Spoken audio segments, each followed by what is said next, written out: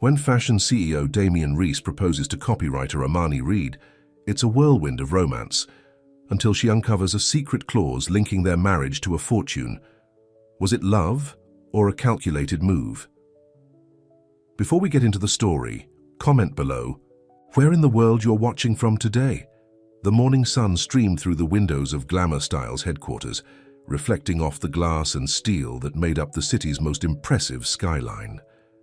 Amani Reed hurried through the revolving doors, her simple black dress and blazer, a stark contrast to the flashy outfits worn by most of the women in the building. "Morning, Amani," called the security guard with a genuine smile. Unlike the executives who barely gave him a glance, Amani always stopped to ask about his daughter's soccer games. "Morning, Joe. How'd Sophia do at the championship?" Joe beamed. "3 goals, can you believe it, my little girl?" Amani's smile was warm and real. "That's amazing. Tell her I said congratulations." This was Amani's way, noticing the people others overlooked, caring about the stories that weren't splashed across social media. At 27, she'd learned that real connections weren't about status or attention. They were built in these small, honest moments. In the elevator, she checked her phone and saw the meeting notification, the quarterly campaign review, with the CEO great. Damian Reese had taken over his father's company 2 years ago and turned it from a respected fashion house into a global empire. His face was on magazines, his dating life fueled gossip sites, and his arrogant smirk made Amani roll her eyes every time she saw it online. Not that she sought out news about him, but when your boss is one of People magazine's most eligible bachelors, it's hard to avoid hearing about his latest yacht party or model girlfriend. The elevator doors opened to the 30th floor, and Amani made her way to her desk. Her space was organized and simple, a small potted plant, a framed photo of her mother, and a stack of notebooks. No trinkets, no clutter. "He's here already," her colleague Zoe whispered, appearing beside her desk. Zoe was everything Amani wasn't: loud, dramatic, and desperately trying to get noticed by upper management. Damian Reese in the flesh, wearing that blue suit that makes his eyes look like the ocean. Amani tried not to smile at Zoe's breathless description. "I'm sure his eyes are lovely, but I'm more concerned about him approving the Harmony skincare campaign. I've been working on that copy for weeks." "God, Amani, you're the only woman in this building who wouldn't sell a kidney for 5 minutes alone with that man." "I like my kidneys where they are, thanks." Amani gathered her notes and laptop. "Is everyone in the conference room already?" The glass-walled conference room was buzzing with energy when Amani entered.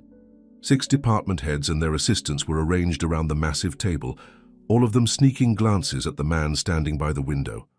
Even Amani had to admit there was something about Damian Reese that commanded attention. Tall, with dark hair that seemed deliberately tousled, and yes, those eyes were startlingly blue against his tan skin. He was on his phone, nodding at whatever the caller was saying, his voice a low murmur. Amani took a seat near the back, opened her laptop, and began reviewing her notes. No fussing with her hair, no nervous smoothing of her dress. She was here to do a job. Let's get started. Damian's voice cut through the chatter as he took his place at the head of the table. "I've got a flight to Milan in 3 hours, so I need everyone to be concise." The marketing director, Richard Palmer, immediately launched into a presentation about market trends and consumer demographics.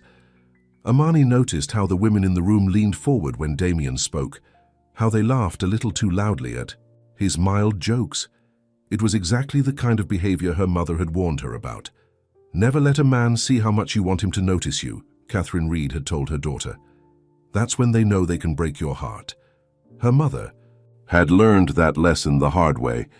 Amani's father had been charming, handsome, and completely unreliable. He disappeared when Amani was 8, leaving Catherine to raise their daughter alone. The quick trip to the store had turned into 19 years of silence. Catherine had never stopped loving him, though. Even as cancer took her strength, she'd kept hoping he might return. Amani had watched her mother waste away, waiting for a man who never deserved her in the first place. "Ms. Reed, your campaign," Amani snapped back to the present. Damian Reese was looking directly at her, one eyebrow raised. The room had gone quiet. "Yes," Of course. She stood, connecting her laptop to the projector. Unlike the nervous energy of previous presenters, Amani's movements were calm and precise.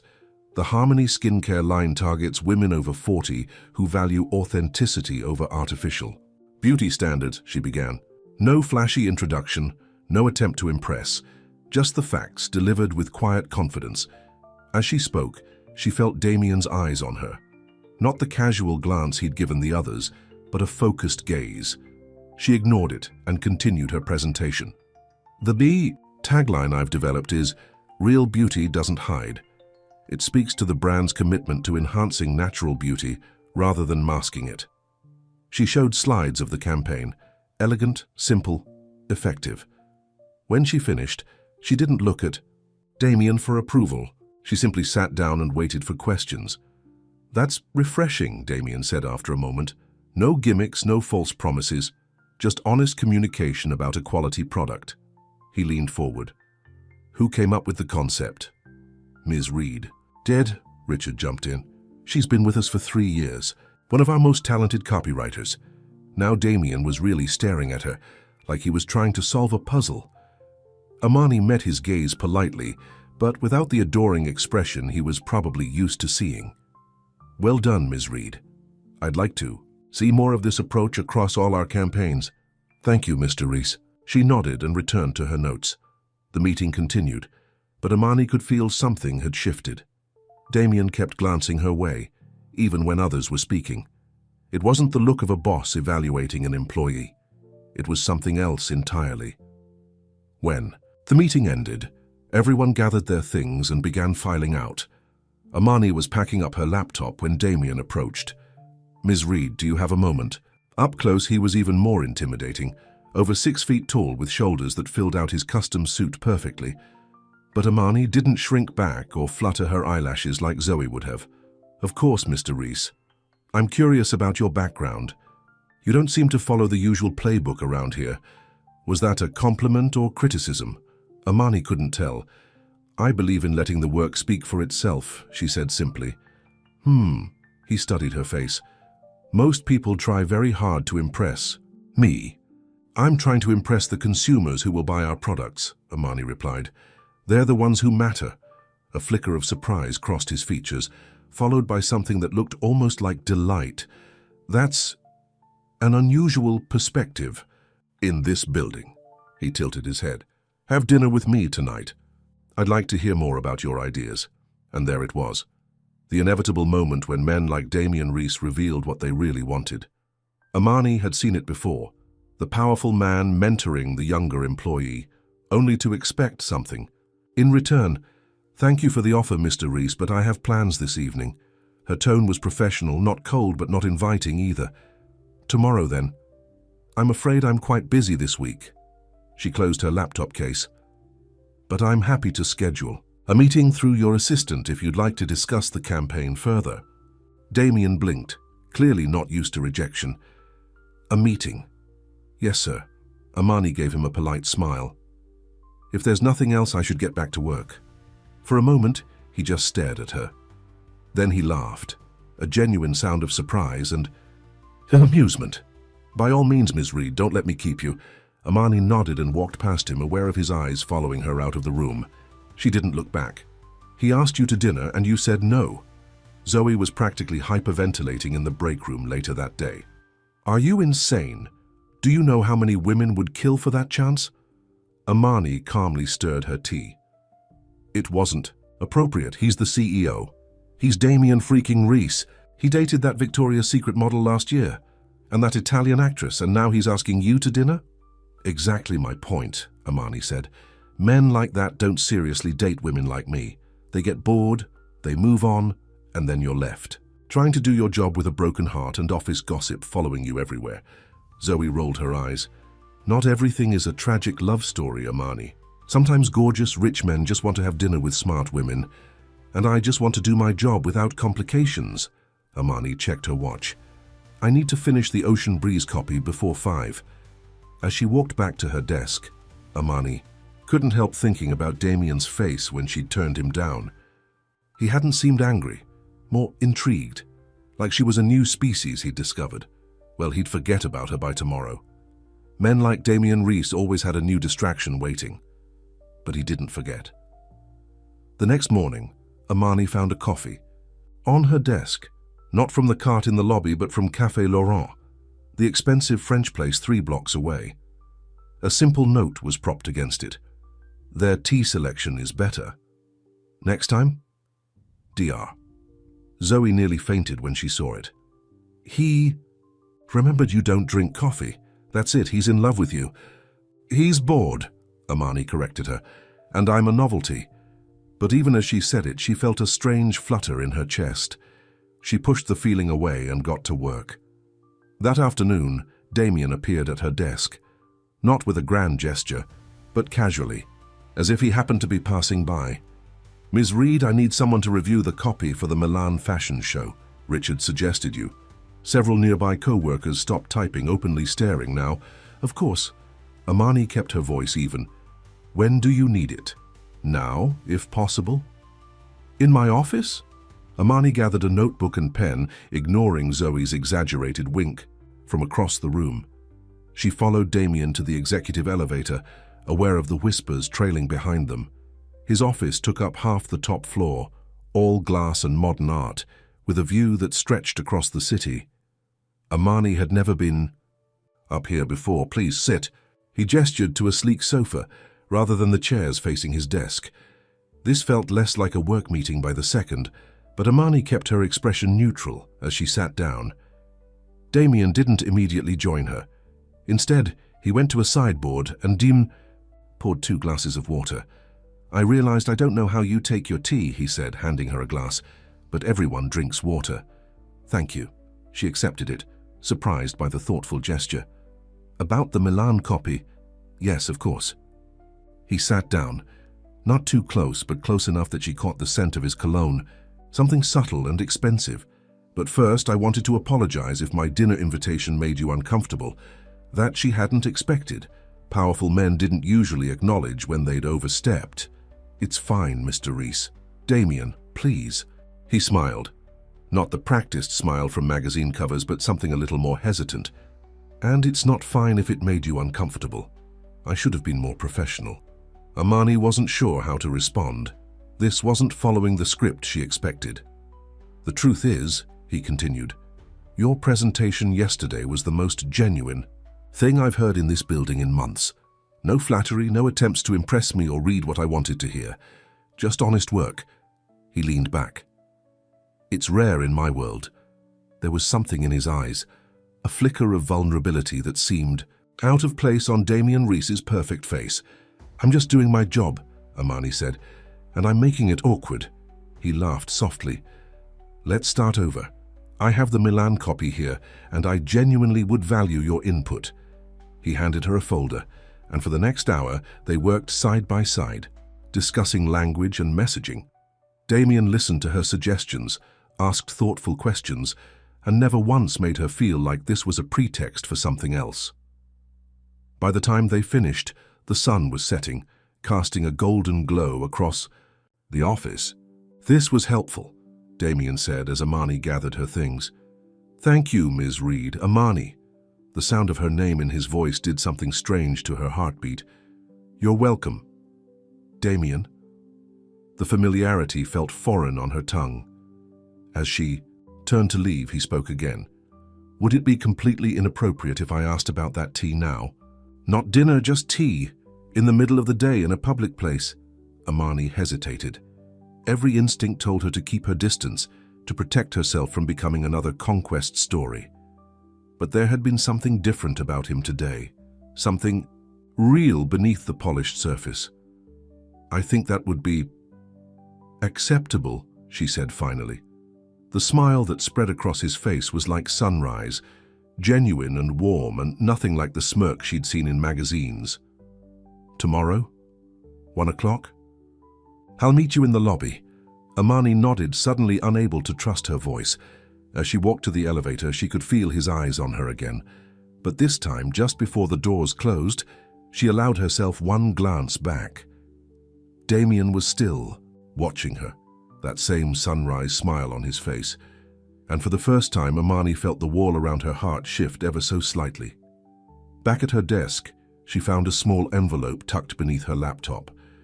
Inside was a handwritten note. "Every woman wants something from me. You're the only one who never asked, so now I'm asking, what would it take for you to look at me the way I've been looking at you?" Amani's fingers trembled as she folded the note and slipped it into her pocket. Maybe some walls were meant to come down after all. Amani couldn't sleep that night. The note from Damien lay on her nightstand, and her eyes kept drifting to it in the darkness. What was she doing? Getting involved with the CEO was exactly the kind of mistake she'd promised herself she'd never make. Her small apartment was quiet except for the distant sounds of traffic. On the wall hung her mother's favorite painting, a simple landscape of rolling hills that had once hung in their living room. It was one of the few things Amani had kept after Catherine died. "What would you tell me to do, Mom?" she whispered. Catherine. Reed had been a practical woman, but she'd also believed in taking chances, at least before Amani's father had broken her heart. The next morning, Amani dressed with slightly more care than usual. Nothing flashy, just a dark green dress that brought out the warmth in her brown skin and made her eyes look more amber than brown. "Look at you," Zoe exclaimed when Amani arrived at work. "Hot date?" "Just tea," Amani said, though her stomach fluttered at the thought. "With the CEO?" Zoe wiggled her eyebrows. "Half the women in this building are plotting your death right now." "It's a professional meeting," Amani insisted, but Zoe just laughed. "Sure, honey. That's why he's been staring at the elevator every time it opens for the past hour." Amani glanced toward the executive hallway. Sure enough, Damien was standing by his assistant's desk, pretending to review something on her computer. As if sensing Amani's gaze, he looked up and their eyes met across the office floor. He smiled, that same genuine smile from yesterday, and Amani felt her cheeks warm as she turned back to her computer. When 1 o'clock rolled around, she took the elevator down to the lobby with as much composure as she could manage. Damien was already waiting, looking more casual than she'd ever seen him in dark jeans and a light blue button-down shirt with the sleeves rolled up. "You came," he said, as if he'd been worried she might change her mind. "I said I would." Amani adjusted the strap of her purse. "Where are we going?" "There's a tea shop 2 blocks from here. They import leaves from all over the world." He held the door open for her. "Unless you have another place you prefer." Outside, the spring air was mild, flowers blooming in planters along the sidewalk. They walked side by side, an awkward distance between them. Not quite friends, definitely not colleagues anymore. "I found your note," Amani said finally. Damien ran a hand through his hair, looking almost nervous. "Too forward?" "Honest," she replied, "but I'm not sure what you expect from me." They stopped at a crosswalk, waiting for the light to change. Damien turned to face her. "I don't expect anything, Amani. That's what makes you different." His blue eyes were serious. "Every relationship in my life comes with expectations. Business partners want profit. Board members want growth. Women want..." He trailed off. "Status? Money? Your connections?" Amani supplied. "Yes, and I've always been fine with that arrangement." The light changed, and they began walking again. "Until I saw you in that meeting, you looked right at me and saw just a person. Not Damien Reese, CEO, just a man you had to present to." The tea shop was small and elegant, with shelves of colorful tins lining the walls. The hostess clearly recognized Damien, her eyes widening as she led them to a private table in the back. "The jasmine pearl tea is excellent," Damien said once they were seated, "but they have over 50 varieties." Amani studied the menu.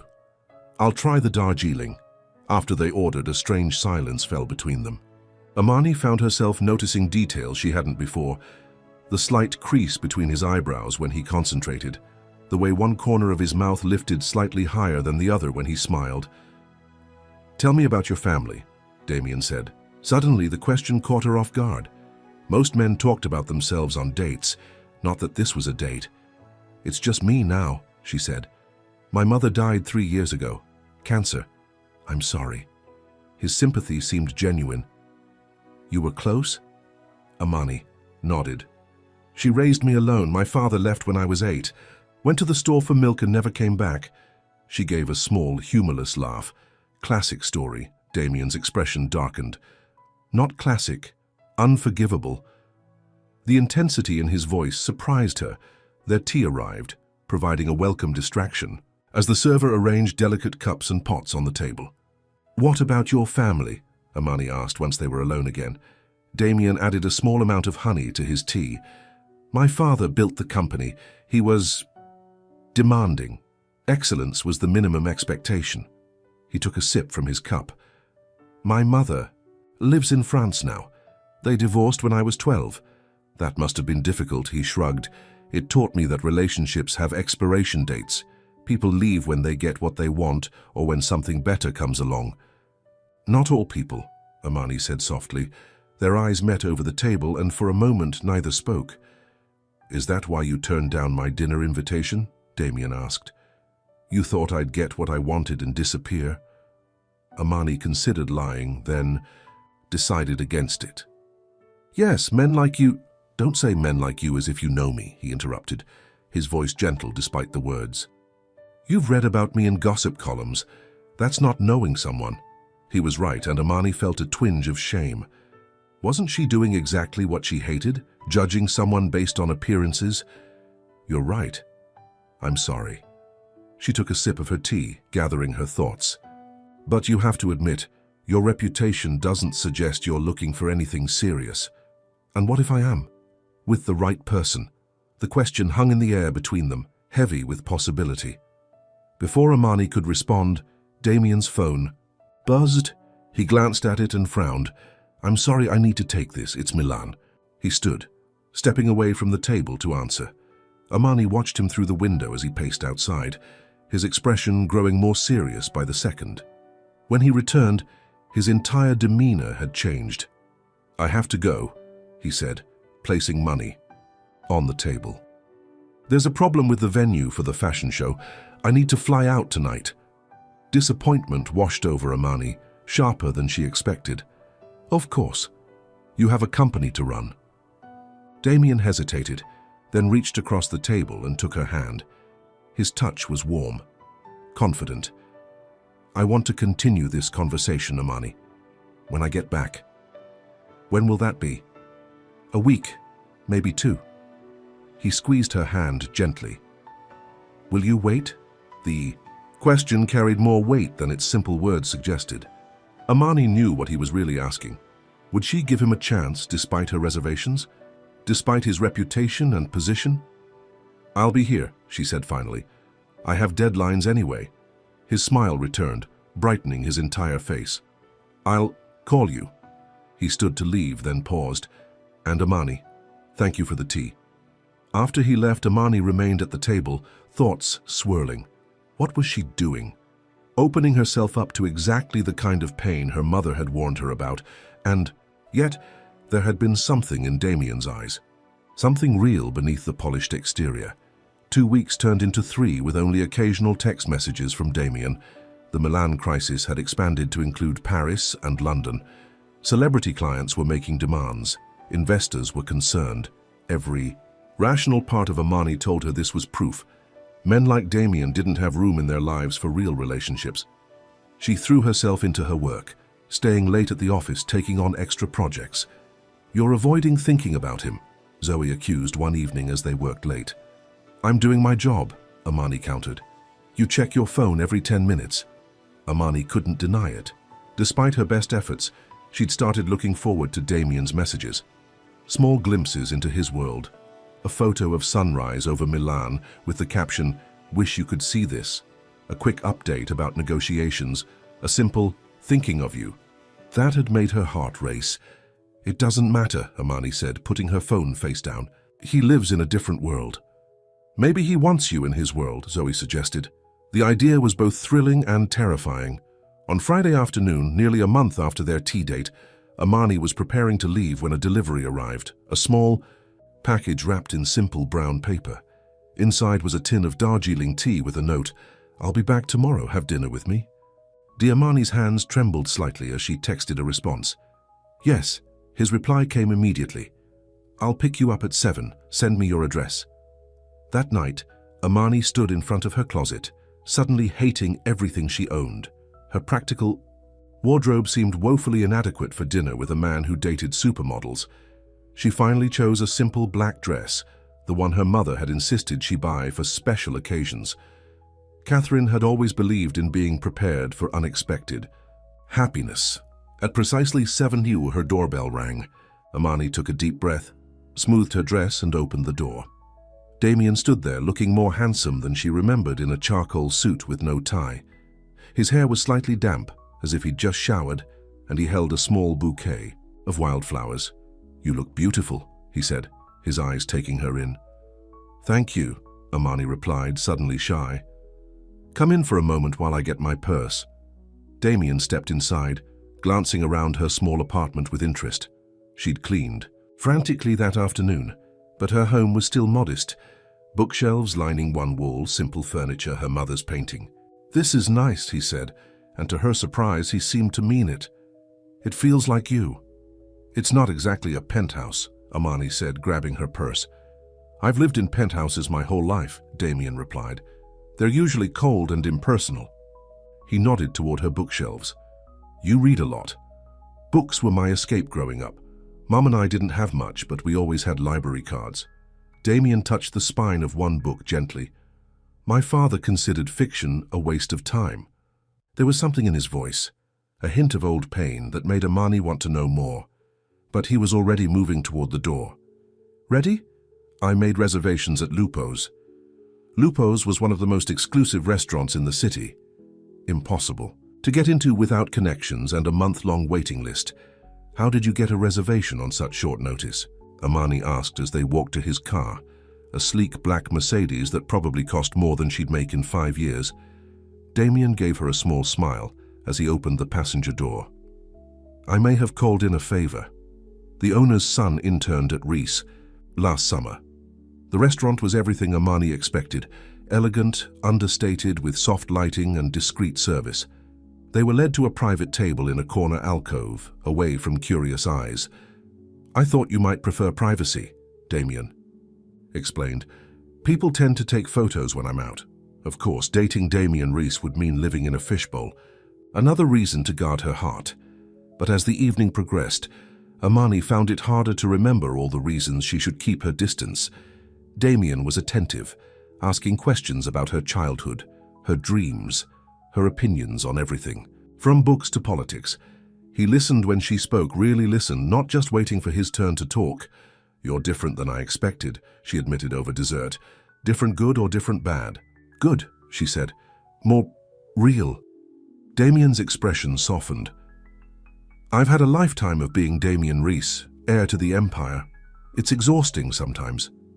He reached across the table, his fingers brushing hers. "With you, I can just be Damien." The touch of his hand sent electricity through her veins. Amani realized with startling clarity that she was falling for him, despite her reservations, despite everything she'd promised herself. "Why me?" she asked suddenly. "You could have anyone." "That's exactly why." He took her hand fully now, his thumb tracing circles on her palm. "Everyone wants Damien Reese. No one wants just Damien. And you think I do?" "I think you see me," he said simply. "The real me. And I see you too, Amani. Not just the brilliant copywriter or the beautiful woman, but the person underneath who loves books and takes care of everyone except herself." Amani felt exposed, as if he'd somehow read her soul. But instead of feeling vulnerable, she felt seen, truly seen perhaps for the first time. After dinner, Damien drove her home, the city lights creating a kaleidoscope of colors through the car windows. At her door, they stood facing each other, the air between them charged with unspoken feelings. "I'd like to see you again," Damien said, his voice low. "Tomorrow?" Amani knew she was at a crossroads. She could protect herself, keep her distance, avoid the potential heartbreak, or she could take a chance. "I'd like that," she said softly. Damien smiled, that sunrise smile that made her heart flip, and leaned down slowly, giving her time to pull away if she wanted. But Amani didn't move. His lips met hers in a gentle kiss that quickly deepened, his hand coming up to cradle her face. When they finally broke apart, Both were breathless. "Good night, Amani," he whispered, his forehead resting against hers. "Good night, Damien." She watched him walk back to his car, feeling as if her world had shifted on its axis. As she entered her apartment, her phone pinged with a text message. "I've been looking for you my whole life without even knowing it. Thank you for finally seeing me." Amani pressed the phone to her heart, a smile spreading across her face. For the first time in years, she allowed herself to hope. The next few weeks passed in a blur of happiness. Damien took her to art galleries, hidden restaurants in the city, and quiet walks in the park. At work, they maintained a professional distance, but everyone noticed the change in both of them. "He actually smiles in meetings now," Zoe whispered one day. "The board members don't know what to make of it." Amani couldn't deny her own transformation. She found herself laughing more, taking more risks with her creative work, opening up in ways she hadn't since her mother died. But doubts still crept in late at night. Their worlds were so different. Damien's life was filled with galas and business trips, while Amani preferred quiet evenings at home. And despite his attentiveness, she still wondered if this was just a novelty for him, the thrill of pursuing someone who hadn't immediately fallen at his feet. One evening, as they sat on her small balcony sharing a bottle of wine, Amani decided to voice her concerns. "Where is this going, Damien?" He set down his glass, his expression serious. "Where do you want it to go?" "That's not an answer." "I'm falling in love with you, Amani." The directness of his statement took her breath away. "Is that answer enough?" Words failed her. Damien reached for her hand. "I know it's fast, I know you have doubts, but I've never felt this way about anyone." His eyes held hers, intense and vulnerable. "You make me want to be better, not just as a businessman, but as a person." Amani felt tears gather in her eyes. "I'm scared," she admitted. "Your life is so different from mine. The women you've dated before were never you," he interrupted. "Those relationships were transactions. They wanted my name, my connections. I wanted beautiful arm candy for events." He moved closer, cupping her face. "This is real, Amani. You and me. The question is, are you brave enough to trust it?" Before she could answer, his phone rang. The special ringtone he used for emergency business calls. Damien sighed, checking the screen. "I have to take this. It's the Tokyo office." While he took the call inside, Amani remained on the balcony, thoughts churning. Was she brave enough? Could she trust not just Damien but herself to handle whatever came with loving a man like him? Damien returned, looking troubled. "I'm sorry, but I need to go. There's a situation that requires my immediate attention." "Of course." Amani nodded, used to these interruptions by now. "Is everything okay?" "Just business." He kissed her quickly. "We'll continue this conversation tomorrow, I promise." But something in his expression worried her. He seemed suddenly distant, his mind already miles away. The next day, Damien didn't come to the office, nor did he call or text. Amani tried to focus on her work, telling herself he was just busy with the Tokyo crisis. "Have you seen this?" Zoe appeared at her desk, holding out her phone. On the screen was a gossip site with the headline, "Rice back with former flame, CEO spotted with Model X at Tokyo Hotel." The photo showed Damien entering a hotel with a stunning blonde woman, his hand on the small of her back. Amani felt the floor tilt beneath her. She'd been a fool after all. Her mother had been right. Men like Damien didn't change. They just got bored and moved on. "I'm sure there's an explanation," Zoe said uncertainly. But Amani could barely hear her over the roaring in her ears. Everything she'd feared was coming true. She'd let down her guard, opened her heart, and now her phone buzzed with a text from Damien. "Need to talk. Can I come over tonight?" Of course he wanted to talk, to let her down gently, to explain that it had been fun, but he needed to move on, that his ex understood his lifestyle in ways Amani never could. With trembling fingers, she typed her reply. "Don't bother. I've seen the photos. I understand perfectly." Then she turned off her phone, gathered her things, and walked out of the office, head held high despite the tears threatening to fall. She would not let Damien Reese see her cry. She would not become her mother, waiting for a man who would never truly be hers. This time, Amani was the one who wouldn't look back. Amani spent the weekend in her apartment, blinds drawn, ignoring the constant buzzing of her phone. She alternated between anger and heartbreak, replaying every moment with Damien, searching for signs she'd missed. Had it all been a game to him? The pursuit of the one woman who hadn't immediately fallen at his feet? By Monday morning, she'd steeled herself. She would not fall apart. She would go to work, hold her head high and pretend Damien Reese had never touched her heart. But when she arrived at the office, there was a commotion near the reception desk. A massive arrangement of wildflowers, like the small bouquet Damien had brought to her apartment, but multiplied 100-fold, dominated the entire area. "They're for you," Zoe said, appearing at her side with wide eyes. "There must be $500 worth of flowers here." Amani's heart thumped painfully. "Take them away. Donate them to a hospital or something."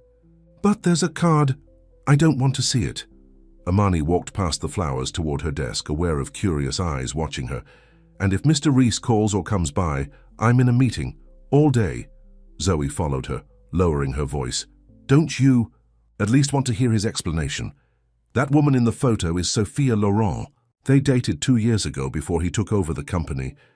"I don't care if they dated 2 centuries ago," Amani said, turning on her computer. "He was with her in Tokyo while telling me he was falling in love with me. That's all I need to know." Throughout the morning, Damien called her desk phone 4 times. Amani let it go to voicemail. He sent emails marked urgent personal, which she deleted unread. At noon, a delivery arrived with lunch from her favorite sandwich shop and another note, which she also refused. "You're being stubborn," Zoe said as they worked on the seasonal campaign in the afternoon. "At least listen to what he has to say." "I've heard enough," Amani replied, though a tiny part of her wondered. What if there was an explanation? What? If she was throwing away something real because of her fear? No. The photo didn't lie. Damien had been with his ex in Tokyo, his hand intimately placed on her back as they entered a hotel. Some things didn't need explaining. At 5 o'clock, as Amani was packing up to leave, Richard Palmer appeared at her desk. "Ms. Reed, I need you to bring the Hunter sportswear copy to the executive conference room." "Can't it wait until tomorrow? I'm on my way out." Richard shifted uncomfortably. "It's urgent. Mr. Reese specifically requested you." So this was Damien's new tactic, using her job to force a meeting. Anger flared in Amani's chest. Fine. But it will be a strictly professional conversation. She gathered the Hunter file and followed Richard to the elevator. The executive floor was quiet, most of the staff already gone for the day. Richard led her to the conference room, opened the door for her, then quickly disappeared. Damien stood by the window, looking out at the city. He turned when she entered, and Amani was struck by how tired he looked. Dark circles under his eyes, his usually perfect hair disheveled, as if he'd been running his hands through it repeatedly. "Thank you for coming," he said quietly. "I didn't, so have much choice." Amani placed the file on the table, keeping her voice businesslike. "Here's the Hunter copy you requested. Is there anything else, Mr. Reese?" "Amani, please, I have plans this evening, so if there's nothing else..." It wasn't what it looked like. Damien stepped toward her, desperation in his eyes. "Sophia is engaged to the head of our Tokyo office. I was escorting her into the hotel for a business dinner. Her fiancé met us inside." Amani faltered. That wasn't what she'd expected him to say. "Why should I believe you?" Damien pulled out his phone and pulled up a photo. It showed Damien, Sophia, and an Asian man, all raising glasses around a restaurant table. The man had his arm around Sophia's shoulders. "Takashi Yamamoto. They're getting married in December." Damien set the phone down. "I would never hurt you like that, Amani. Never." Relief and embarrassment washed over her in equal measure. She'd jumped to conclusions, let her fears and insecurities dictate her response without giving him a chance to explain. "The gossip sites publish whatever gets them clicks," Damien finished. They cropped Takashi out of the photo deliberately. He moved closer. "I tried to call you. I sent messages, flowers. I thought you were trying to let me down gently." Amani looked away, ashamed now. I thought I was just another conquest, and you'd gotten bored. Bored? Damien's voice was incredulous. Amani, I've never felt this way about anyone before. When you wouldn't answer my calls, I thought I'd lost you. The raw emotion in his voice broke through Amani's last defenses. She looked up, meeting his gaze. I was scared, she admitted. Relationships in my life, they don't last. People leave. I'm not going anywhere. Damien reached for her hands, and this time she let him take them. But this misunderstanding makes me realize something. We need to be clear about what we want. He led her to the chairs, sitting down across from her but still holding her hands. I want a future with you, Amani. Not just dating, not just fun. A real partnership. His eyes held hers, serious and sincere. But I need to know if you can trust me, if you can believe in us, even when the world gives you reasons to doubt. It was the question at the heart of everything. Could she trust him? More importantly, could she trust herself to take this risk? I want to, she whispered. But I've spent so long protecting myself, it's hard to stop. Then we'll take it one day at a time. He squeezed her hands gently. All I ask is that you talk to me before you walk away. Give me a chance to explain. Can you do that? Amani nodded, feeling the tight knot in her chest begin to loosen. I'm sorry I didn't listen. And I'm sorry I didn't call you from Tokyo the minute I heard about those photos. Damien stood, pulling her to her feet and into his arms. I should have known how it would look. Wrapped in his embrace, Amani felt the last of her anger dissolve. She had almost thrown away something precious because of fear and mistrust. Can we start over? She asked against his chest. Damien pulled back slightly, looking down at her with that sunrise smile. How about we just continue where we left off? He brushed a strand of hair from her face. I believe I was telling you that I'm falling in love with you. This time Amani didn't hesitate. I'm falling in love with you too. His kiss was gentle at first, then deepened with a hunger that matched her own. When they finally broke apart, both were breathless. Have dinner with me tonight, Damien asked. My place this time. I want to cook for you. The idea of seeing Damien's home, his private space, sent a thrill through her. You cook? I have many hidden talents, he said with a smile. Some I'm still discovering myself. Damien's penthouse occupied the top floor of a sleek building overlooking the river. Floor-to-ceiling windows offered a breathtaking view of the city lights reflecting on the water. But what surprised Amani most was how warm it felt. She'd expected a showplace, cold and impersonal, designed to impress. Instead, she found comfortable. Furniture, bookshelves filled with well-read volumes, and photographs on the walls. This isn't what I imagined, she said as he took her coat. What did you imagine? Chrome and glass and no personality? Damien laughed. That was my father's aesthetic. I prefer to actually live in my home. The kitchen was spacious and modern, but clearly used. Ingredients were already laid out on the counter. Fresh vegetables, herbs, pasta. Red or white? Damien asked, opening a wine cabinet. Red, please. He poured 2 glasses, handed her one, then began chopping vegetables with surprising skill. Where did you learn to cook? Amani asked, leaning against the counter to watch him. My grandmother. She lived with us until I was 15. A fond smile crossed his face. She was the only one who saw me as more than the Reese heir. She'd sneak me down to the kitchen when my father was away on business trips. Amani sipped her wine, watching his confident movements. You miss her. Every day. Damien looked up from the cutting board. She would have liked you. She always said I needed someone who would see past the name. As he cooked, Damien told stories about his childhood, the pressure of being groomed to take over the company, his brief rebellion in college when he'd considered becoming a photographer. Instead, his complicated relationship with his father.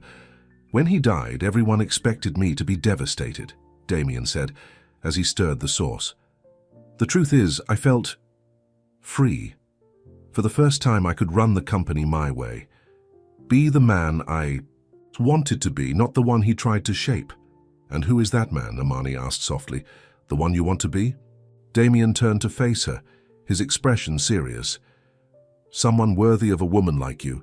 Someone who builds things that last, not just a company, but a life, a family someday. The word family hung in the air between them, weighted with possibility. Dinner was delicious, pasta with a rich sauce that Damien confessed had been his grandmother's recipe. They ate at the small table in the kitchen rather than the formal dining room, and Amani found herself relaxing completely for the first time since they'd met. This was the real Damien, not the polished CEO or the society page fixture, but a man who cooked to remember his grandmother, who read the same books Amani loved, who looked at her across a kitchen table with such tenderness it made her heart ache. After dinner, they moved to the living room with fresh glasses of wine. Amani gravitated toward the bookshelves, examining his collection. "You have first editions," she said with surprise, carefully touching the spine of an old volume. "Another rebellion?" Damien said, coming to stand beside her. "My father thought collecting was a waste of money unless it was art that appreciated in value. I buy books because I love them." Amani turned to find him watching her with an expression that made her breath catch. Without a word, he took her glass and set it aside, then drew her into his arms. His kiss was different this time, not gentle, not tentative, but certain and deep. Amani melted against him, her hands sliding up to his shoulders, then into his hair. When they broke apart, both were breathing heavily. "Stay with me tonight," Damien whispered against her lips. "Not because I'm Damien Reese, or because I have this penthouse or run a company. Stay because I'm just a man who is completely in love with you." For answer, Amani kissed him again, putting everything she felt into the contact. All the fear and doubt fell away, leaving only this moment, this man, this feeling of coming home after a lifetime of searching. Later, as they lay tangled in his sheets, Amani's head resting on his chest, Damien traced patterns on her bare shoulder. "What are you thinking?" he asked. "That I never expected this," she admitted. "You, us, any of it. Does it scare you still?" Amani considered the question. "Yes," she said honestly, "but not enough to make me run away." Damien tightened his arms around her. "Good, because I wouldn't let you get far." She lifted her head to look at him. "Damien Reese, are you saying you'd chase me? Across continents if necessary?" His blue eyes were serious despite his smile. "Now that I've found you, Amani Reed, I'm never letting you go." The next morning, Amani woke to sunlight streaming through the bedroom windows and the smell of coffee. Damien was sitting on the edge of the bed, already dressed in suit pants and a white shirt, watching her with a smile. "Good morning, beautiful," he said, leaning down to kiss her forehead. "I have a meeting I can't reschedule, but there's breakfast in the kitchen. Stay as long as you like." Amani stretched, pulling the sheet up. "What time is it?" "Just after 7. I've left a key on the counter. Use it to lock up if you leave, or—" He hesitated. "Keep it.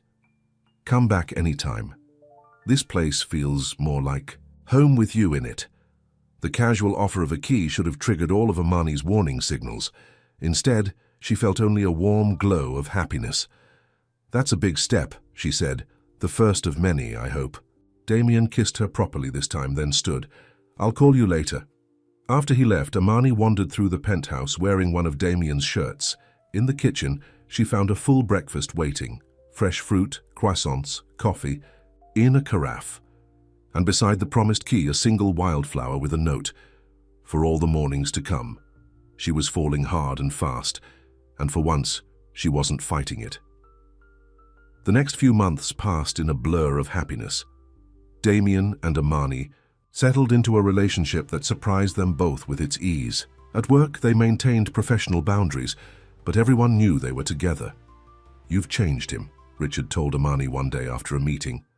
"He listens more, considers different perspectives. The board is impressed." Amani had changed, too. She took more creative risks, spoke up more in meetings, stopped hiding her light. With Damien's encouragement, she applied for and received a promotion to creative director of the lifestyle division. "You earned it," Damien insisted when she worried people would think it was favoritism. "Your work speaks for itself." Their lives began to intertwine in ways both large and small. Damien cleared out half his closet for her things. Amani introduced him to her favorite hole-in-the-wall restaurants. They spent quiet weekends reading on his balcony or exploring hidden corners of the city. It wasn't perfect. They had arguments, misunderstandings, moments of doubt. Damien's work still took him away sometimes. Amani still had moments of insecurity when she saw photos of him with beautiful models at company events. But they talked through these challenges, learning each other's patterns, building something, stronger with each obstacle overcome. Then came the Milan Fashion Week, the biggest event in Reiss Fashion's calendar. This year was particularly important, as Damien was unveiling a new sustainable luxury line that had been his passion project. "I want you to come with me," he told Amani over dinner one night, "not just as my girlfriend, but as part of the creative team. Your work on the campaign has been brilliant." Amani hesitated. Going to Milan meant stepping fully into Damien's world. The cameras, the gossip sites, the public scrutiny. "There will be a lot of attention," she said. "Your ex-girlfriends will be there, people will talk." "Let them," Damien said with a shrug. "I'm proud to have you by my side, Amani, in every way." So she agreed, spending the next few weeks in a whirlwind of preparations. The marketing team created materials, the PR department arranged interviews, and Amani found herself at the center of the biggest campaign launch in the company's history. The night before they were due to leave for Milan, Damien took her to dinner, at the small tea shop where they'd had their first date. They sat at the same table, ordered the same tea, and reminisced about those early days. "Do you remember what you asked me that day?" Damien said as they finished their meal. "You asked, why you? Why out of all the women I could have, did I choose you?" Amani nodded, remembering her suspicion, her certainty that a man like Damien couldn't possibly want someone like her for genuine reasons. "I gave you some answer about how you saw the real me," Damien continued. "But I've had months to think about it now, and I realize the truth is much simpler." He reached across the table for her hand. "I chose you because you're the one I can't imagine living without, the one who makes everything better just by being there." There was something in his voice, a nervousness she rarely heard from confident Damien Reiss. Before she could respond, he stood up, coming around to her side of the table, and then, to her complete shock, he knelt down on one knee. The entire tea shop went silent. Amani's heart seemed to stop, then race ahead at double speed. "Amani Reed," Damien said, his voice steady despite the vulnerability in his eyes. "You walked into that meeting room 8 months ago and didn't give me a second glance. You made me work for every smile, every moment of your time. You saw past the name and the money and the reputation to the man underneath." He pulled a small box from his pocket. "I promised myself I wouldn't rush this, that I'd give you time, but I've known since that first day that you're the one I want to spend my life with." He opened the box to reveal a ring. Not the massive diamond she might have expected, but a simple, elegant design with a deep blue sapphire surrounded by smaller diamonds. "The same color as your eyes," Amani whispered, tears gathering in her own. Damien nodded. "I had it made specially." He took a deep breath. "Amani Reed, will you marry me? Not because I'm Damien Reiss with all that comes with that name, but because I'm just a man who loves you more than I ever thought possible." Time seemed to stop as Amani looked into the eyes of the man kneeling before her. This was everything. She'd been afraid to want, everything she'd convinced herself she couldn't have, but the answer was simple as breathing. "Yes," she said, her voice breaking on the word. "Yes, Damien, I'll marry you." His smile was radiant as he slipped the ring onto her finger. The tea shop erupted in applause as he stood and pulled her into his arms, kissing her with a joy that matched her own. "I love you," he murmured against her lips. "I will spend every day making sure you never regret this moment." Back at the penthouse, their home now in all the ways that mattered, they celebrated with champagne on the balcony, the city lights spread out below them like stars. "Are you happy?" Damien asked, his arm around her shoulders as they looked out at the view. "Completely," Amani replied, leaning into him. "Though I'm a little worried about Milan now. This ring is going to cause a stir." Damien laughed. "Let it. I want the whole world to know you've chosen me." The next morning, as they prepared to leave for the airport, Damien received a call that took him into his office. Amani continued packing, her ring catching the light every time she moved her hand. She still couldn't quite believe it was real. When Damien emerged from his office, his expression had changed. He looked troubled, distracted. "What's wrong?" Hermione asked, immediately concerned. "Just a business issue, nothing for you to worry about."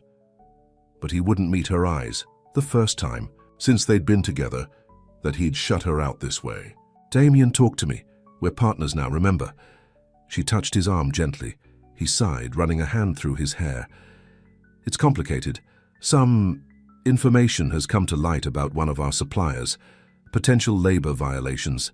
I need to handle it before the show." "Of course, we'll deal with it together." Damien shook his head. "No, I need you to go ahead to Milan with the team. Make sure everything is ready for the launch. I'll follow tomorrow." Alarm bells rang in Amani's mind. Why was he suddenly pushing her away? "I can stay and help you here." "Amani, please." His tone was firmer now. "I need you in Milan. This is important." Something was wrong, very wrong. But she couldn't put her finger on what. The old fear stirred in her chest. Was this how it started? The slow withdrawal, the secrets, the separation? No. She trusted Damien. He loved her. They were engaged. Whatever this was, they would face it together. "Are you sure everything's okay?" she asked one more time as the car arrived to take her to the airport. Damien kissed her, but it felt distracted. "Everything's fine. I'll see you tomorrow." He helped load her luggage, then stood watching as the car pulled away. And for the first time since she'd known him, Amani felt like Damien Reese was hiding something from her. The flight to Milan was long and uncomfortable, her mind racing with possibilities. Was there more to this supplier issue? Was the company in trouble? Or was it something personal? Second thoughts about their engagement. When she landed, messages were waiting from the team, but nothing from Damien. She checked into the hotel, attended the pre-show meetings, and tried to focus on the work, but worry gnawed at her. That evening, as she returned to her hotel room exhausted, her phone rang with Damien's ringtone. "Hey," she answered, relief flooding her voice. "I've been worried. How are things there?" "Fine," Damien said, his voice oddly formal. "The situation is under control. I'll be on the first flight tomorrow." "That's good." Amani hesitated. "Damien, are you sure everything's okay? You sound strange." "I'm just tired." There was a pause. "Listen, Amani, about the engagement." Her heart froze. "What about it?" "We should keep it quiet for now. With this supplier issue, the timing isn't right for a public announcement." The distance in his voice hurt more than the words themselves. This wasn't her Damien, the man who'd knelt before her just days ago, who'd wanted the world to know she'd chosen him. "I don't understand," she said quietly. "What's really going on, Damien?" "Nothing. I just think—" He broke off as a voice sounded in the background, a woman's voice. "Who's there with you?" Amani asked, a chill running through her. "Just my assistant. We're working late." But there was a hesitation, a fraction of a second, too. "Long, Damien, tell me the truth. What's happening?" She was fighting tears now, the old fears rising up to choke her. "I have to go. We'll talk tomorrow when I arrive." And then, almost as an afterthought, "I love you, Amani." The call ended, leaving her staring at the phone in her hand. The sapphire ring suddenly felt heavy on her finger, the promise it represented. Now clouded with doubt, unable to sleep, Amani went down to the hotel bar for a cup of tea. The space was nearly empty, except for a middle-aged woman sitting alone in the corner. Something about her seemed familiar, though Amani was certain they'd never met. As she waited for her tea, the woman approached. "Excuse me," she said in lightly, accented English. "You're Amani Reed, aren't you, from Reese Fashion?" Amani nodded cautiously. "Yes, I am." The woman smiled, but it didn't reach her eyes. "I thought so. I've seen your photo with my son." Amani's cup nearly slipped from her hand. "Your son?" "Damien Reese," the woman said, extending her hand. "I'm Eleanor Reese, his mother." The world seemed to tilt beneath Amani's feet. Damien had told her his mother lived in France, that they weren't close. He'd never mentioned she would be in Milan. "He's never brought a girlfriend to Fashion Week before," Eleanor continued, her eyes falling to the ring on Amani's finger. "And certainly never given one that ring." "You recognize it?" Amani found her voice at last. "Of course, it was my mother's, a family heirloom." Eleanor's expression softened slightly. "He must care for you very much." Before Amani could process this information, Eleanor's phone buzzed. She glanced at it, then back at Amani with a strange expression. "I'm sorry, but I need to go. It was nice meeting you, Ms. Reed. Perhaps we'll speak again soon." As Eleanor walked away, Amani noticed she'd left something on the bar, a business card. But when Amani turned it over, it wasn't Eleanor's information. It was a handwritten note. "Meet me tomorrow, 10 a.m. Cafe Romano. There are things about my son you need to know before the wedding." Amani stared at the card, a sense of foreboding washing over her. What had Eleanor meant? What secrets was Damien keeping? And most troubling of all, why had his mother seemed so surprised to see Damien's grandmother's ring on Amani's finger? With a sinking heart, Amani realized that the fairy tale she'd allowed herself to believe in might be unraveling before her eyes. Tomorrow would bring answers, but she wasn't sure she was ready for them. As she rode the elevator back to her room, her phone buzzed with a text message from Damien. "Had to postpone my flight. Will explain everything when I see you. Trust me. Amani, please." But for the first time since she'd fallen in love with him, Amani wasn't sure she could. Amani barely slept that night. She kept staring at her engagement ring, remembering Eleanor's surprised expression. Why would Damien's mother be shocked to see a family heirloom on her finger? And what were these things she needed to know before the wedding? Morning came with a thick fog over Milan, matching Amani's clouded thoughts. She dressed carefully in a simple black dress and jacket, trying to prepare herself for whatever revelations awaited. Cafe Romano was a small establishment tucked away on a side street, far from the fashion district where most of the industry. People were gathering. Amani arrived early, choosing a table in the corner where she could watch the door. Eleanor Reese entered precisely at 10, dressed in an elegant cream suit that highlighted her still beautiful features. There was no denying where Damien had gotten his striking blue eyes. "Thank you for coming," Eleanor said, taking the seat across from Amani. "I wasn't sure you would."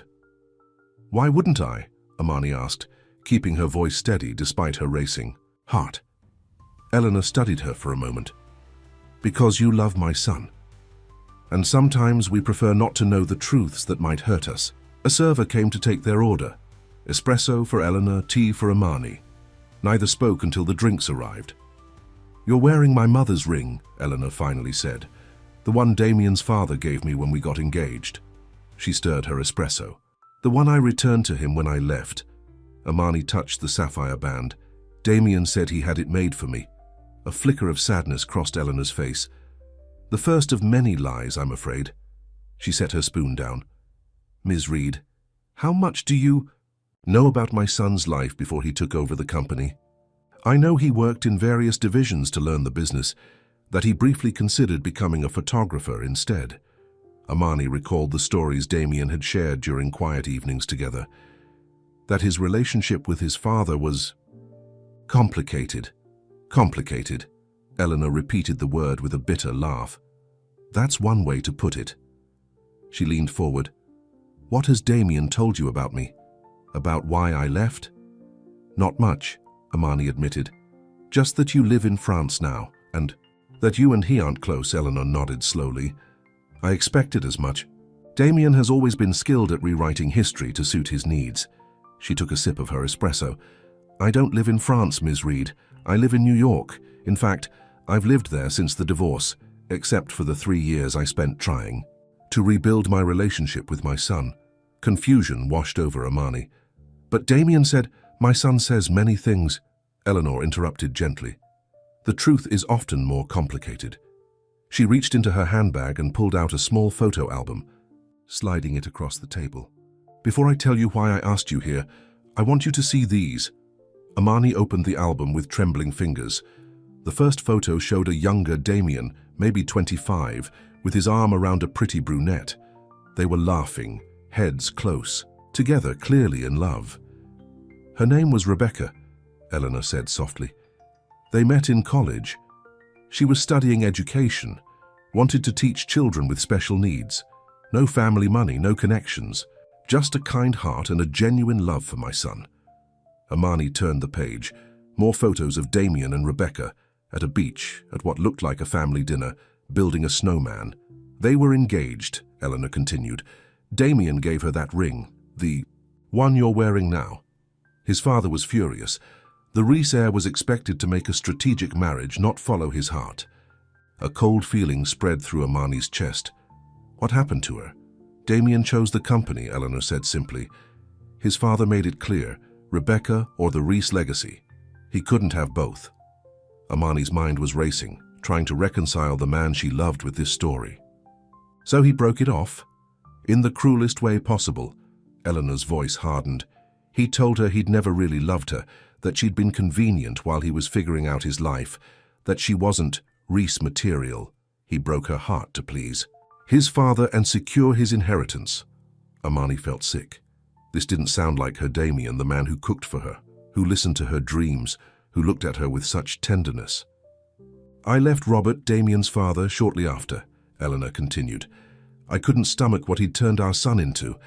I tried to maintain a relationship with Damien, but he was already becoming his father's creation, cold, calculating, focused only on power and success. She turned to the last page of the album. It showed Eleanor with a woman who looked like an older version of the Rebecca in the earlier photos. Rebecca and I stayed in touch, Eleanor explained. She eventually healed, married a kind man, had children. But she never forgot how Damien had used and discarded her. Amani closed the album, pushing it back across the table. Why are you telling me this? Why now? Eleanor's eyes were sad, but determined. Because history is repeating itself, Ms. Reed. Last month I received a call from my son. For the first time in years, he wanted to talk. He told me he'd met someone unexpected, who was making him rethink everything. She nodded toward Tyre. Amani, you. So I was hopeful. I thought perhaps finally Damien was breaking free from his father's influence, even after Robert's death. Eleanor sighed. Until yesterday, when I received another call from Robert's old lawyer. Amani's stomach twisted. What did he want? To inform me that Damien had initiated proceedings to access the final portion of his inheritance, the portion that, according to Robert's will, would only be released when Damien married someone befitting the Rees name. The words hit Amani like physical blows. Damien had proposed to her to access his inheritance, their entire relationship, the slow pursuit, the apparent vulnerability, the declarations of love. Had it all been a calculated plan? There's more, Eleanor said gently. The lawyer mentioned that Damien had specified that the marriage would be short-term, a year, perhaps two, before an amicable divorce. Amani felt the room spin around her. She gripped the edge of the table, trying to steady herself. I don't believe you, she said, but her voice lacked conviction. Damien loves me. He told me I'm the only one who sees the real him.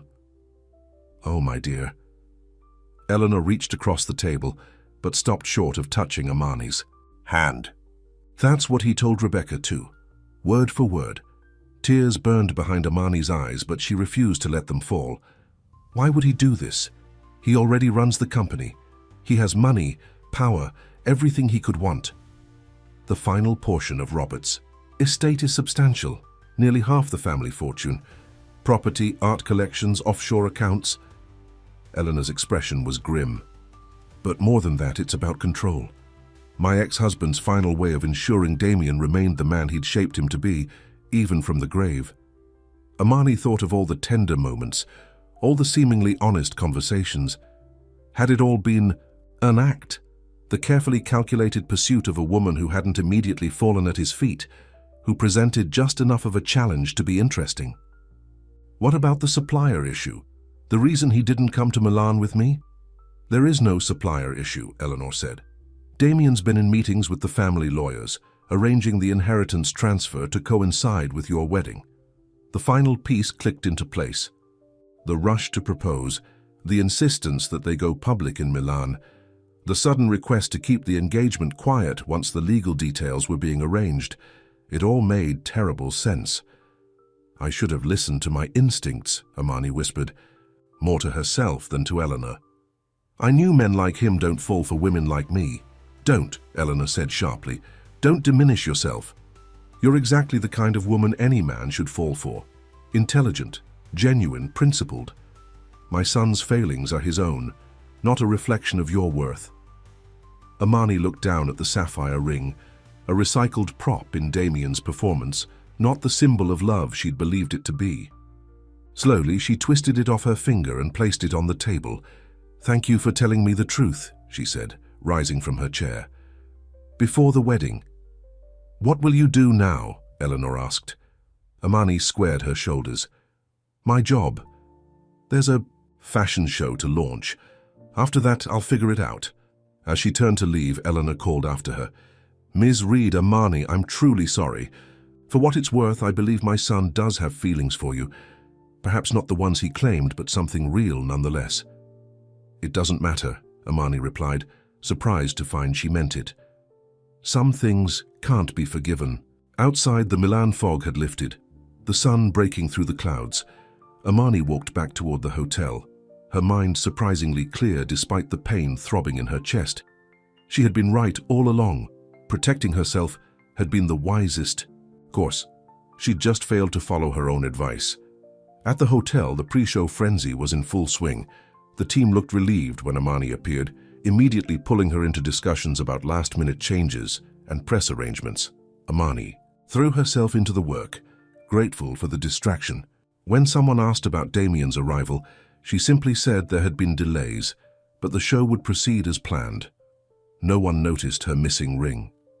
By evening, everything was in place.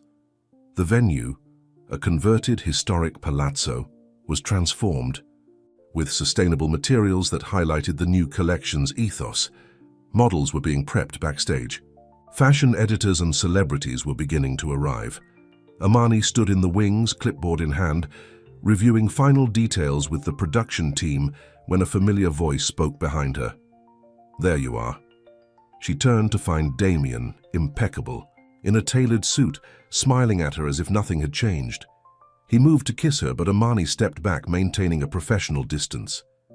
"Mr. Reese," she said coolly, "we weren't sure you'd make it." Confusion flickered across his face. "Amani, what's wrong?" His eyes dropped to her left hand, registering the missing ring. "Where is—" "We need to talk," she cut him off. "But not now. The show starts in 30 minutes and there's still the press to manage." "To hell with the press," Damien said, reaching for her arm. "What's going on?" Amani pulled away from his touch. "I met your mother this morning." All color drained from Damien's face. "My mother? She's here. She had some interesting stories to tell about Rebecca, about your father's will." Amani kept her voice steady, refusing to break down. "About your plans for our short-term marriage." "Amani, I can explain." "I'm sure you can," she interrupted. "You're very good at explanations, Damien. But right now, we have a show to run. We can discuss your inheritance plans afterward." She turned back to the production assistant, dismissing him as if he were just another business associate. Damien stood frozen for a moment, then stalked away toward his reserved seat in the front row. The show was a triumph. The sustainable luxury line received immediate acclaim, with orders pouring in from buyers even before the final model left the runway. Amani watched from the side, pride in the work mingling with the ache in her heart.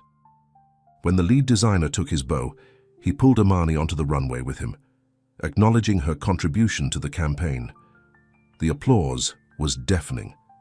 From her new vantage point, Amani could see Damien in the front row, his face a mask of conflicting emotions as he watched her.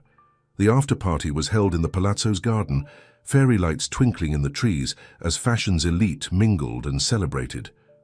Amani moved through the crowd, accepting congratulations, making connections, playing her role perfectly.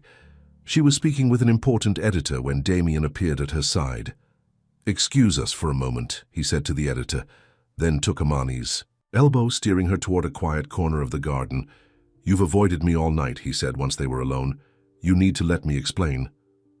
"What's to explain?" Amani asked, the calm in her voice surprising even her. "You needed a wife. To access your inheritance. I was convenient, different enough to be interesting, unconnected enough to be controlled. You played a long game, Damien. I'm almost impressed." "That's not what happened," Damien insisted, running a hand through his hair in frustration. "Yes, My father's will had conditions. Yes, I knew about them, but that's not why I proposed to you. No? Then why the sudden need to keep our engagement quiet? Why the secret meetings with lawyers? Why did you lie about the ring?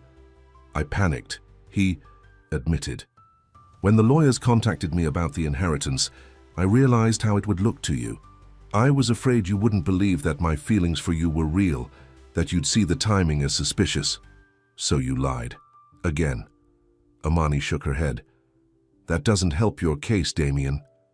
The ring, he hesitated. Yes, it was my grandmother's. Yes, I gave it to Rebecca years ago, but I didn't tell you because that relationship has nothing to do with us, except that you discarded her the same way you planned to discard me after securing your inheritance. No. Damien's voice rose, drawing glances from nearby guests. He lowered it with visible effort. Rebecca was different. I was different then, young, under my father's thumb. What I did to her was unforgivable, but I'm not that person anymore, aren't you? Amani met his gaze steadily. Your mother showed me the legal paperwork, Damien. You specified a short-term marriage. For the first time, Damien looked genuinely shocked. What? No, I never… He stopped, realization dawning on his face. Thornfield, my father's lawyer, he must have added that clause without my knowledge. Convenient, Amani said dryly. It's the truth, Damien insisted. My mother has always believed the worst of me. After what happened with Rebecca, she never thought I could change. Can you blame her? No. The single word held a wealth of regret. But Amani, you changed me. When I met you, the inheritance was the furthest thing from my mind. I pursued you because you were the first person who saw past the facade, who challenged me to be better. He reached for her hands, and this time Amani didn't pull away. Call Thornfield yourself, ask him who requested that short-term clause. It wasn't me. His blue eyes were desperate. I love you, Amani. The real me loves the real you. That's the only truth that matters. For a moment, Amani almost believed him. The anguish in his eyes, the tremor in his voice, it all seemed genuine. But then she remembered how skillfully he'd played the role of a man falling in love, how perfectly he'd said all the right things. I can't do this, she said, pulling her hands free. Even if what you're saying is true, there have been too many lies, Damien. I don't know what to believe anymore. Believe in us, he pleaded. Everything we shared was real, the conversations, the quiet moments, the plans we made. None of that was about an inheritance. Maybe, Amani conceded. Or maybe you're still playing the game, adjusting your strategy now that I've discovered the truth. Damien's face fell. You really think that? After everything we've been through? I don't know what to think anymore. Amani stepped back. I need time, space, away from you and all of this. What are you saying? I'm saying goodbye, Damien. She straightened her shoulders. I'll finish the Milan campaign remotely, then submit. My resignation when I return to New York. Panic flashed across his face. Amani, please. I trusted you, she said, her voice finally breaking. I broke every rule I'd made for myself because I believed you were different. But in the end, you're just like every other man who thinks his wants matter more than a woman's heart. With that, she turned and walked away, disappearing into the crowd. This time, she didn't look back. 1 year later, the small cafe near Central Park was quiet on Tuesday afternoons, one of the reasons Amani loved working there. Her laptop was open, a cup of tea cooling beside it, as she reviewed design concepts for her newest client. After leaving Reiss Fashion, she'd taken a risk and started her own creative consulting firm. A year later, Authentic Voice was thriving, with a list of clients who valued Amani's straightforward approach and genuine voice. She was different now, more confident, more willing to take chances professionally, more careful with her heart. The pain of Damien's betrayal had faded to a dull ache that surfaced only occasionally, usually late at night when she allowed herself to wonder what might have been if any of it had been real. The bell above the cafe door jingled, but Amani didn't look up. She was close to finishing the concept for tomorrow's presentation and wanted to maintain her focus. Is this seat taken? The familiar voice sent a jolt through her entire body. Slowly, Amani raised her head to find Damien Reiss standing beside her table. looking both the same and utterly different. He was dressed simply, jeans and a sweater rather than his usual tailored suits. His hair was slightly longer, and there was a new maturity in his face, as if the year had aged him more than it should have. "What are you doing here?" Amani asked when she found her voice. "Looking for you," Damien said simply. "May I?" He gestured to the empty chair across from her. After a moment's hesitation, Amani nodded. Damien sat down, his movements careful, as if afraid she might bolt. "How did you find me?" she asked. "I didn't, actually. I come here sometimes, too." A small smile touched his lips. "The owner makes tea the way you like it." Amani studied his face, searching for signs of the manipulative man she'd fled from a year ago. What she saw instead was exhaustion, hope, and something that looked remarkably like humility. "You look well," Damien said. "I've seen the website for Authentic Voice. You're doing amazing work." "Thank you." Amani closed her laptop. "What about you, still running the empire?" A shadow crossed his face. "No, actually. I stepped down as CEO 6 months ago." This was the last thing Amani had expected. "Why?" "Many reasons." Damien's fingers traced patterns on the wooden table. "After you left, I did a lot of thinking about the man I'd become, the choices I'd made, about my father's influence even from the grave." He met her eyes. "I realized I didn't like who I was when power was my priority." "So you just walked away?" Amani couldn't keep the disbelief from her voice. "Not completely. I'm still on the board, still involved in the sustainable initiatives we started. But the day-to-day leadership, I gave that to people who wanted it for the right reasons." "And what are you doing now?" A genuine smile spread across his face. "Photography, actually. I went back to my first love. I've been documenting grassroots environmental projects around the world." He pulled out his phone, showing her a few images, stunning photographs of community gardens in urban settings, solar installations in remote villages. Despite herself, Amani was impressed. "These are beautiful, Damien." "Thank you." He put the phone away. "But that's not why I wanted to see you. I need to tell you something, and then I'll leave you alone if that's what you want." Amani tensed. "I'm listening." "After you left Milan, I confronted my mother." Damien's voice was steady, his eyes never leaving Amani's. "She admitted that she'd lied to you about the short-term marriage clause. There was never any such thing in the paperwork." Amani felt her breath catch. "Why would she do that?" "To protect you," Damien said simply. "She saw in you what she wished. She'd been strong enough to walk away from a Reese man before he destroyed her. She couldn't bear to see another woman go through what she did. And the inheritance, your father's will? That part was true. Half the family fortune was contingent on my marriage to someone my father would approve of." A bitter smile twisted his lips. "The irony is he never would have approved of you. You're too independent, too principled. He would have seen those qualities as threats rather than strengths." Amani absorbed this information slowly. "So you didn't plan to marry me for the money?" "No." Damien leaned forward. "I wanted to marry you because I loved you. Because you made me want to be better than my father, better than the version of myself I'd been pretending to be for years." "Then why didn't you tell me about the will?" Amani asked. "Why the secrets? The lies?"